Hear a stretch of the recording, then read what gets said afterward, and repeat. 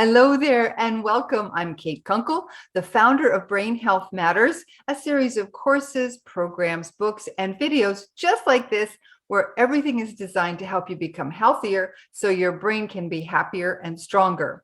And in honor of this beautiful month of February, which is American Heart Month, we're going to be talking about ways to improve your heart health so that you can have a healthier brain. One of these ways, of course, is movement. So I've invited a holistic health coach and fitness expert, Holly Wade, to share her wisdom on our first show of this month. Welcome, Holly. Thank you so much for having me. I'm excited to be here. It's going to be great. So, folks, Holly Wade uses what she's learned from her own journey and her 30 years in the fitness industry to help people with Crohn's disease and other afflictions to increase energy, decrease pain and discomfort, and take back their health so they can live a meaningful life.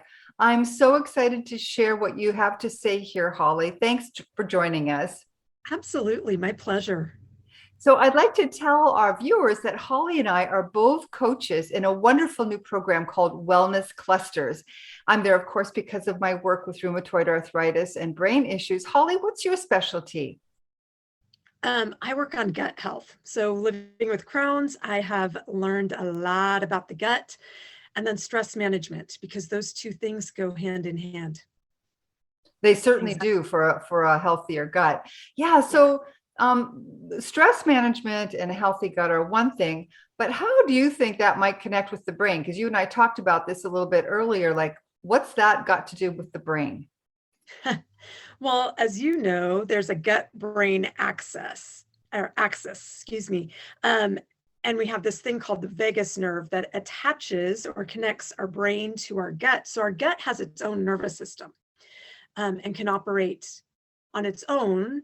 However, there is a direct connection. And if things are awry in the gut, those same chemicals are awry in the brain. If those chemicals are awry in the brain, those same chemicals are awry in the gut. So your dopamine, serotonin, all those things are off in both places. It's really fascinating because I don't know, I didn't grow up knowing that those chemicals were in my gut. It was one of those things that I learned as I was trying to understand my own dis-ease.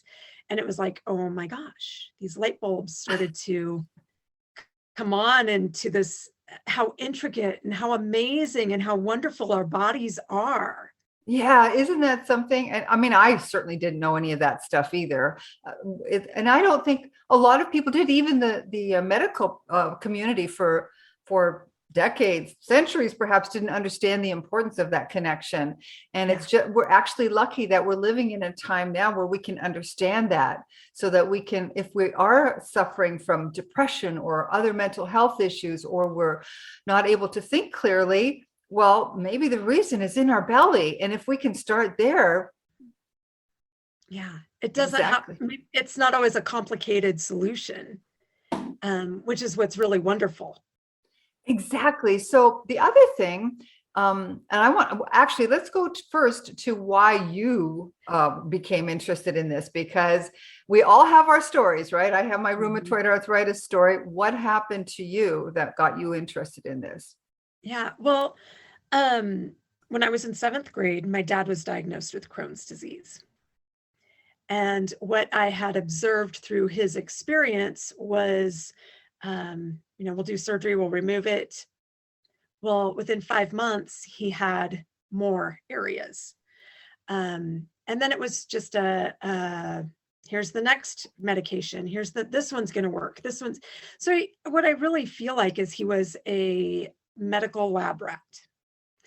And so when I was in college, I started experiencing extreme fatigue, gut issues. I was a fitness person. I was working at our gym and teaching classes and personal training, but I couldn't get off the couch on the weekend. And my mom knew. My mom had it pegged from the get-go. The dark circles, all the signs, the cold fingertips, the cold hands, the temperature fluctuations. So my mom had it pegged. But we were at a time where my family doctor said, you know what, we're not going to pursue a diagnosis yet, because she would not be able to get her own health insurance. So at that time, I would have had a pre-existing condition had I gotten a diagnosis. That is tragic. Is that crazy that a system is built so that you have to suffer so that you can ultimately get help? That is insanity. Yeah. So, but thankfully, my doctor thought about that. Yes, yes. However, when the time came and I had my first big girl job and my own health insurance and I could start pursuing this, it was a 2.5-year journey to get to a doctor that took me seriously enough to do the tests that we needed. Blood work would come back, just like most people with autoimmunes. My blood work came back normal. So I prayed. I was desperate, and I prayed. I thought, I don't want to go through what my dad went through. I don't want that approach. There has to be a different way. God, I want a healer, not a doctor. Well, what was interesting is I went to my chiropractor, and she goes, I have someone I want you to see. So when I left, I grabbed the business card. I went home. I called this woman. We set the appointment, and she goes, oh, by the way, I don't work at my office that day. I work out of my home. Here's the address. She lived right across the street from me. Wow. How do you love that? So for the next 4 years, every Sunday morning, I got up, I went across the street and had her, do her work on me. And so that really is where I started to dive deeper into nutrition, how to heal my body, toxicity, chakras, meditation. I switched from hit it hard in the fitness world because that was my background, kickboxing, cycle, all those things were the thing back then. And yoga was just starting to come in as more mainstream. And so I took Pilates and yoga, and that took me into this whole different philosophy of how I could move my body and be healthy. That is such a perfect segue into the rest of our conversation then, because I think a lot of people, and I'm one of them, when I first started looking after myself better, when I was I'd figured out that it was rheumatoid arthritis, and it actually took a doctor of Chinese medicine to figure out what was going on. So yeah, so we figured that out. And she said, you have to exercise. So of course, like you, the only thing I knew was, hit it hard kind of stuff, but I couldn't do it. My joints, it just did not work at all. So I had to just start by walking. And then I got more into yoga because I'd done it since I was 16, but you know how you kind of go ebb and flow in the world of it. And so I'd kind of ebbed and I went back to that. But I'd like to go back a little bit to your symptoms, because I'm sure there are going to be people who are watching this who are struggling and they don't understand what the symptoms are. Their physician might not, or maybe they don't have access to a physician. We have telemedicine everywhere. We have all kinds of weird stuff going on. So if you could describe your symptoms and what might it be a typical thing, and then we can go from there. Yeah. Well, for me, I was constipated. It can go either way. But for me, it was constipation. Like I said, my fingertips were cold all the time. I would shake people's hands and they're like, oh, your hands are cold. And I just say, cold hands, warm heart. Didn't know, that was just how it was. But my hands were always cold, dark circles under my eyes. And what's really interesting, our eyes tell us so much. My eye color would change. So my eyes are generally a green or a hazel that's more green. But when I was really toxic, they would turn more of a gold color. Now, I didn't know at the time that it was toxicity. But those pupils tell you, eye color was telling me something. My hair was falling out, and I have a lot of hair. Yeah, you do. My nails were brittle, so just really subtle signs. My skin, I always had problems with acne as a teenager. So that was pretty early, pretty early on, telling signs that something was off with the gut. People always say hormones, but it was my gut that was telling me things back then. How about the stomach? So was there a lot of pain like in your gut? Yes. And so, okay. Yes, I would go through, like I would eat and I'd just have to take a nap and sleep for 2 hours to get my gut to relax enough to just Wow. let it digest, rest and digest. Knowing what I know now, my body was requiring so much energy to heal, you Right. know. Wow. But I was in my 20s and I'm like, what is wrong with me? You're supposed to be in your prime. You're supposed to be, I'm an athlete. I'm a fitness person. I'm supposed to be the Energizer Bunny. And Yeah. so it was really creating a mental, the physical was creating this whole different mental state that wasn't just because my gut was off. It was really these thoughts about who I was and who I was supposed to be that was Yeah. creating some depression and some anxiety I can and a absolutely whole understand that. cascade. Yeah, it's a cat. And then it gets worse because then that's affecting your gut and it's this big old Yeah. circle. Yeah. So let's get to the fitness part again then. So you figured out what it was. You had somebody guiding you. I would assume firstly through diet. Yeah. Yeah. Yeah. Absolutely. As we know, the standard American diet doesn't help us. And we don't know what we don't know. Right. I mean, my mom was a working mom and she made a lot of homemade things, but you're still eating on the go. You're still Yeah. making sandwiches, you're still eating cereal, you're still eating all these things that I distinctly remember her first comment to me was no wheat, no sugar. Well, gluten-free wasn't on the shelves back then. And I'm sitting there in my head going through my daily, what I normally eat. And I'm going, oh my gosh, what am I going to eat?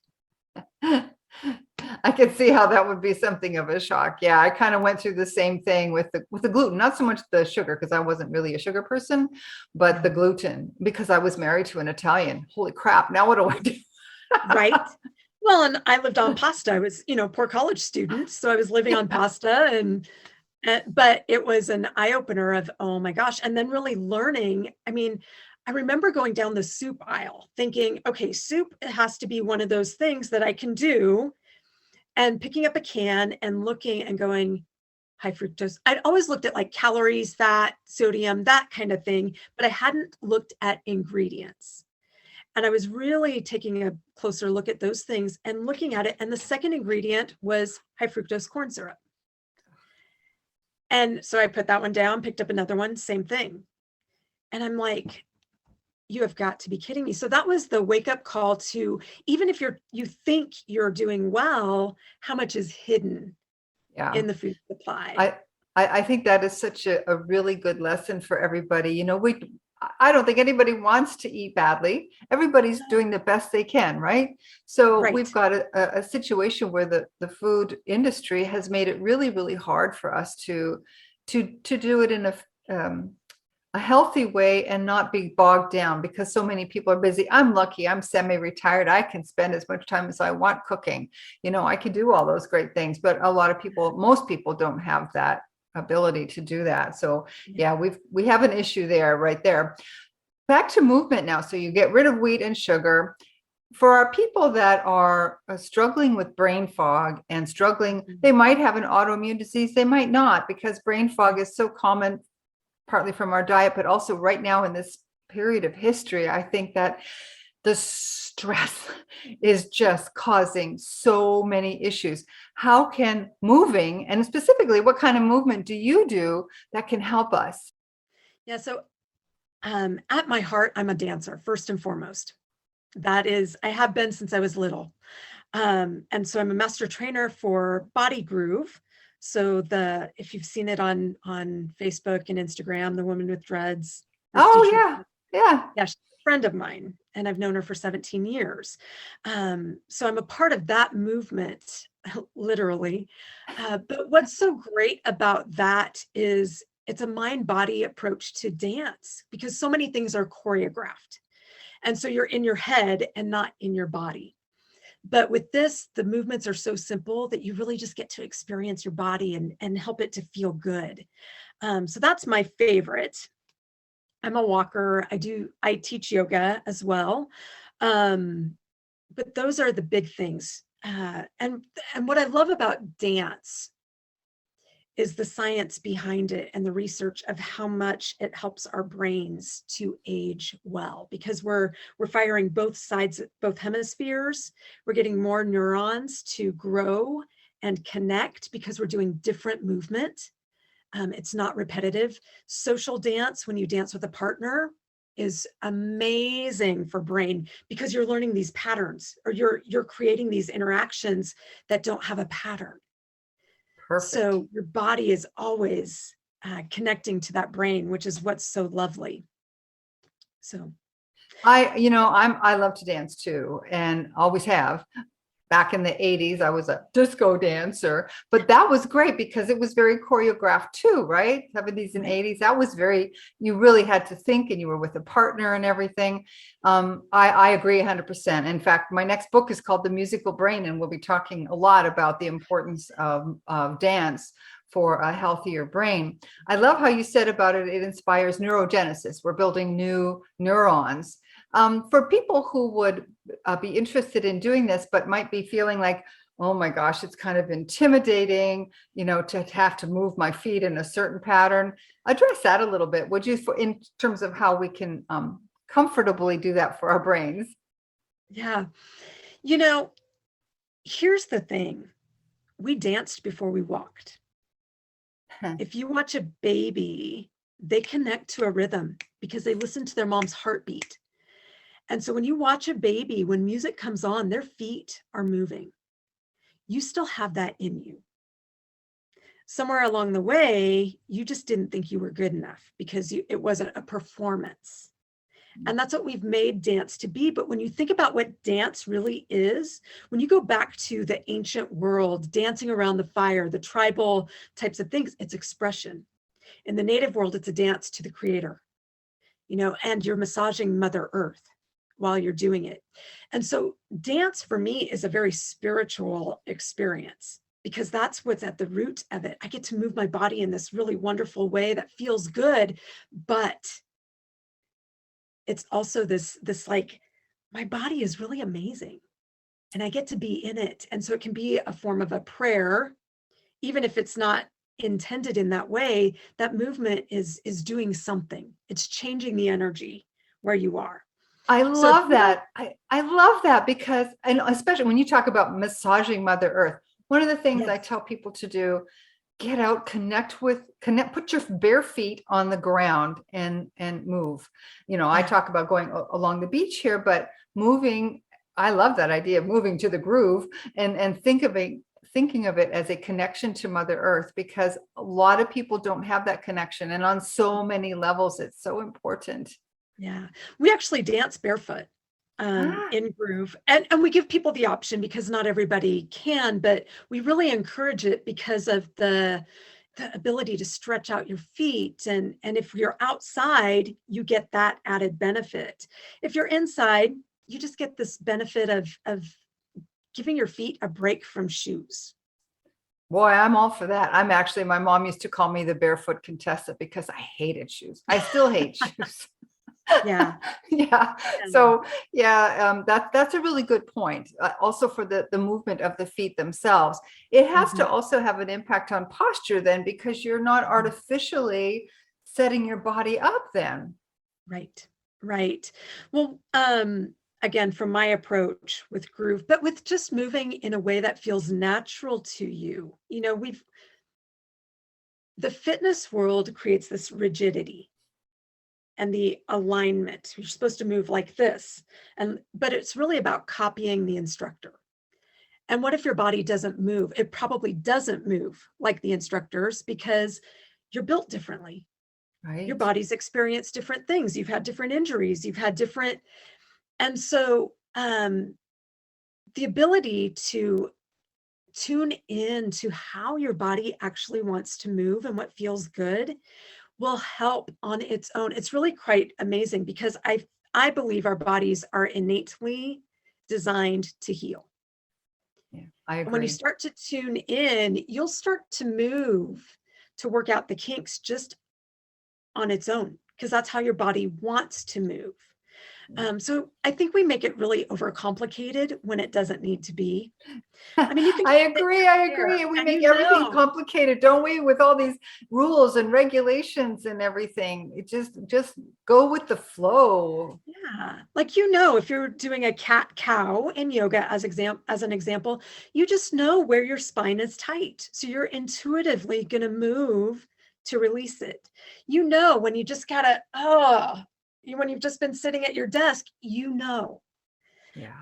So just like wiggling might just feel really good for your spine as you've been sitting.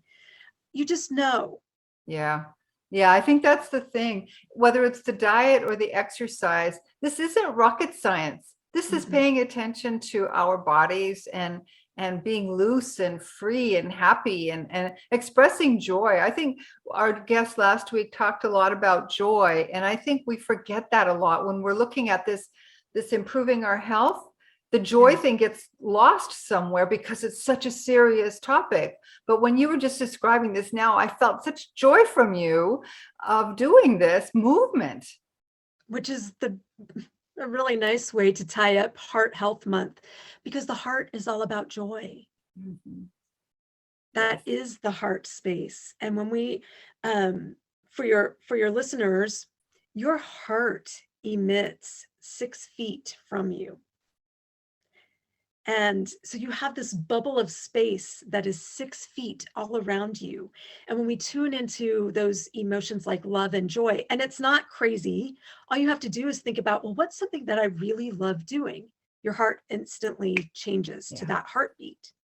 Your heartbeat creates a shape for each emotion. Yes, it does, as does your brain. Think about someone that you really love, maybe it's your grandkids or your kids or your dog, but someone that you really love, your heart instantly shifts. Yes. And so when you can spend time just focusing on that heart space in that, or doing those things, for me, dance is joy. And this shape helps to reinforce that, because when we're in joy, the heart's open and lifted. And so when we start to transmit that, guess what? We are generating health.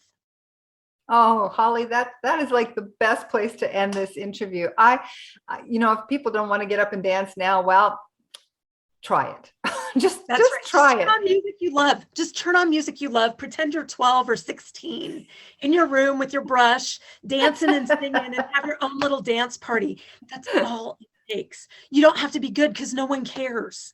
Exactly. Dance like nobody's watching. Yep. Yeah. Pull those blinds, blast your music, and just have the time of your life. I have to share something with you. I dance in the pool every day because I can swim, of course. So I can do lengths, but wow, how boring is that? So now we have one of those little Bluetooth speakers, so I can put it out by the pool. I put whatever happens to be striking me that day. And I'm sure our guests, because we have a little osteria here, so there are people here that are guests, and I'm sure they must think this gringa is like totally nuts sometimes, but I don't care.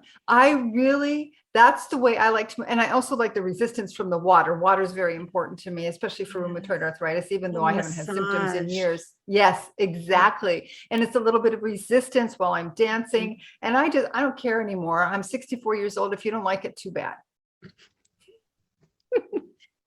Yep. Honestly, that's one of our groove truth. We have 5. I'll just share the first one. The main one is no one cares how you dance. No one cares what you look like when you dance. And when you think about that and how that applies to so many aspects of life, how often do we hold back because we think we're so worried about what other people think, right? Instead of really just honoring what we think of ourselves. Right. Can you share the other 4? I'm curious now. Yeah. So no one cares what you look like. Your way is the right way. When you do it your way, you can't get it wrong. Oh gosh, I'm blanking.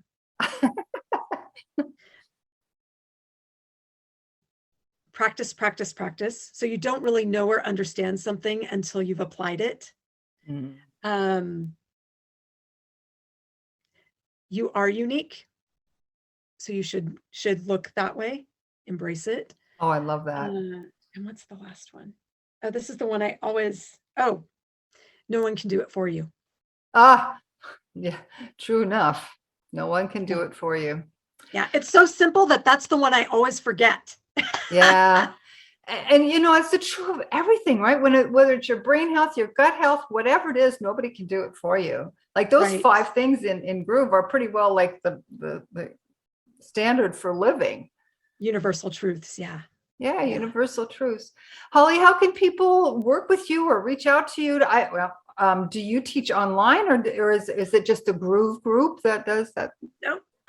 So I haven't taken my Groove classes online yet. But I do teach yoga classes on Sunday evenings, 7 p.m. Mountain Time, 9 p.m. Eastern. It's a gentle yoga class to help you unwind and get a good night's sleep.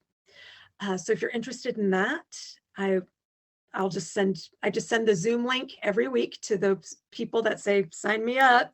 Okay. And it's just a donation base. Oh, so for wonderful. those that have the ability to pay, great. And if you don't let that stop you.